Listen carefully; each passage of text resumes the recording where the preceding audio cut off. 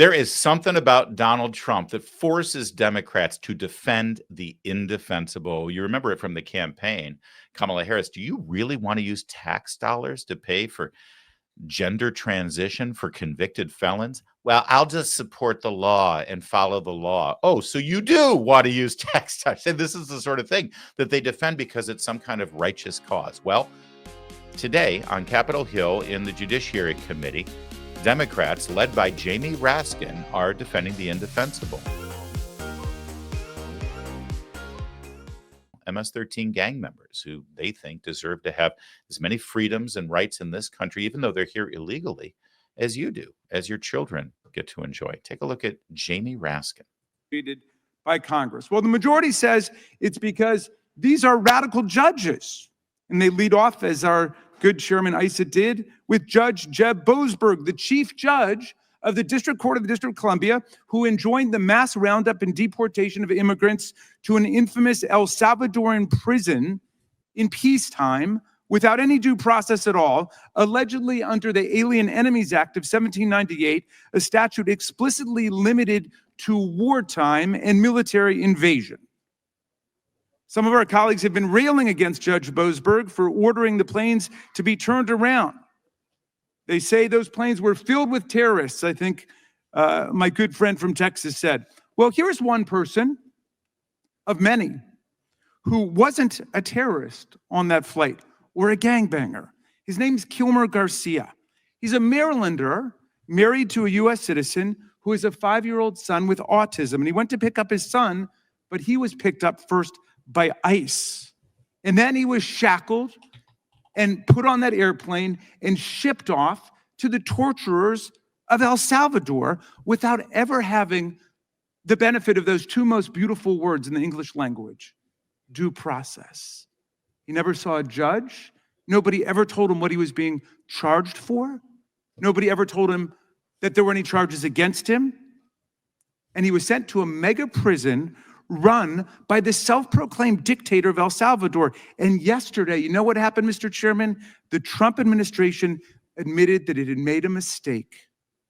He was not actually a gangbanger. He was not a criminal. It was all a mistake. If there'd been due process, maybe that would have been determined, but there wasn't. But they put him on that plane and he's El Salvador. Well, all's well that ends well, right? No. The administration says there's nothing they can do about it now because he's no longer in U.S. custody.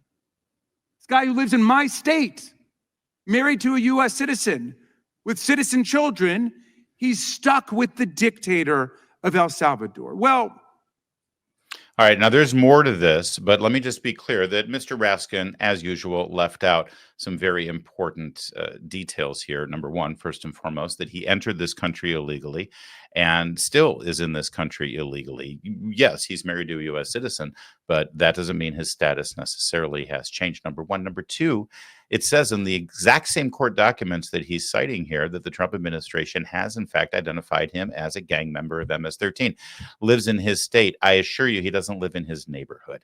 He doesn't live in Tacoma Park, the liberal enclave right on the border of Washington, D.C., in which Jamie Raskin lives. You know, Jamie Raskin's from Washington, D.C., but he wanted to be a politician. He wanted to be a congressman, and the District of Columbia doesn't have any congressmen that have voting rights, so he moved to Maryland just so he could be in Congress. What a guy he is. Jamie Raskin does not cozy up to gang members. He wouldn't go into their neighborhoods. Are you kidding me? He's from Tacoma Park, damn it. You stay on your side of the fence in Maryland. I know this. I live in Maryland too. But there's more. Let's follow up here with Jamie Raskin as he continues to defend judges who try to take it upon themselves to make judgment calls about our national security issues. while appealing whichever ones they want to appeal, and to demand the return of people unlawfully taken to El Salvador on that so-called plane full of gangbangers. So he wants these people brought home. He wants every single person rounded up, put back on a plane, and returned back to the United States. Let me just, and listen, this is complicated stuff. I recognize that, although it's not really complicated. They're making it more complicated than it needs to be, because they're talking about this as if this is a specific due process, civil rights, constitutional issue for criminals or people who are accused who are arrested. And again, where were any of these people when the very worst kind of abuses of our federal law enforcement was perpetrated against people on January 6th who literally walked through a door that was held open by a police officer on Capitol Hill? If Jamie Raskin had anything to say about the people whose rights were violated by the heavy-handed Justice Department under Merrick Garland and Joe Biden, then maybe I'd actually pay a little bit of attention to this. But the problem is you can't conflate these things. This is a terrorist organization. This is the President of the United States acting within the realm of Commander-in-Chief, protecting our homeland from invading terrorists who are here. Now, through law enforcement, through ICE, through immigration enforcement, they rounded up hundreds of these people that they identified as members of this terrorist group, and they sent them out of here. They've conceded now that this one person was not TDA, he was MS-13. That doesn't mean he shouldn't have been rounded up and sent out. It just means they're acknowledging that he wasn't one of the TDA people. He was an MS-13 person. Trust me, there's more to find out about this. And Jamie Raskin's asking about due process. Well, there is due process in this country. His family is suing. They're going to try to get their person. I mean, the process is happening. But just be clear here. When you're defending our country from an invasion of a hostile terrorist organization, you got to do whatever you can to protect the innocent in this country and protect the homeland. And if that means theoretically, hypothetically, that somebody got rounded up that shouldn't have, yeah, that might happen. But that's not for a judge to deal with. You don't think that in wartime in Afghanistan or in Iraq, some innocent people also get rounded up incorrectly and are dealt with when we're at war? Of course, that's what happens. I'm not happy about it. But to say that this is some sort of violation of the Constitution and the president should be impeached and all these people should be brought back, they're not serious people. They don't understand the havoc that has been wreaked upon this country by the Biden administration by allowing tens of millions into this country illegally who continue to violate our laws and are violent felons. And yes, the only way you can start to reverse that trend is to go pretty heavy-handed with a sledgehammer to make sure that the message is sent that we won't tolerate this anymore. But all the weeping and all of the defending is for the indefensible, not for you. Do you see Jamie Raskin ever passionately defending you and your rights? Do you see Jamie Raskin worried about the people who are murdered and raped or whose stores are robbed and burgled by the people who are in this country illegally? No, you don't. Their compassion and their empathy only goes in one direction. And even better, when Jamie Raskin is done, they hand the microphone over to a dimwit like Hank Johnson, whose only claim to fame is to think that the island of Guam might tip over if too many Marines are deployed there. A climate of fear and trepidation has descended upon the nation. The people of America are more afraid today for our democracy and for their personal safety than ever in our lifetimes. College students have disappeared off the streets paramilitary style by plainclothes, mask-wearing individuals and held incognito for days before they are discovered thousands of miles away in some private for-profit ICE detention facility. Why? For exercising their free speech First Amendment rights. A climate of... Wow.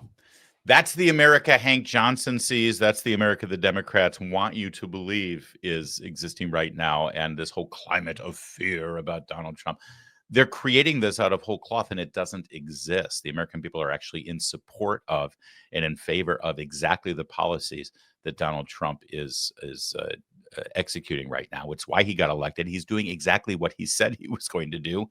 And Democrats continue, as I said, to defend the indefensible. This is an 80-20 issue, and they continue to throw down with the 20%. And I know that they want you all to think that all of those people with the tattoos on their faces and who were just involved in gang violence that have been rounded up and deported, that they're really just members of the Knights of Columbus at your local parish, and they're members of the PTA. And what did Jamie Raskin say? A father who was picking up his autistic son from therapy. Oh, okay. That's what they want you to believe this is. But in reality, for every one story that they try to boost up and put out like that, you've got hundreds and hundreds and hundreds of people like this. Shoot at ICE agents on site. That's right.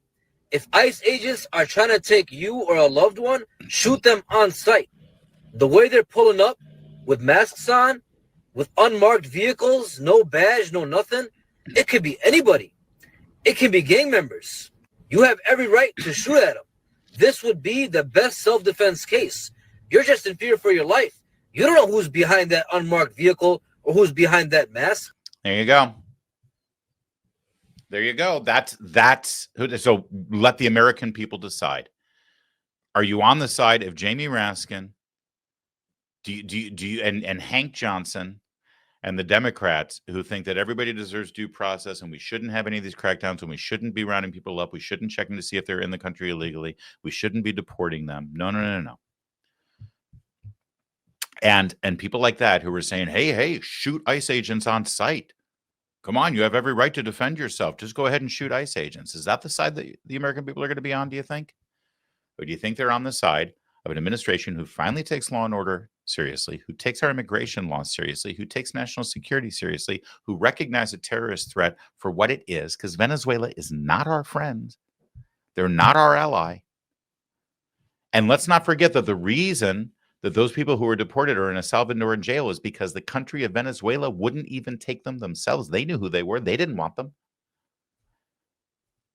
Are you on the side of an administration who's actually finally serious about national security, border security, and enforcing our immigration laws? I'm willing to let the people decide on this. It's a pretty clear choice.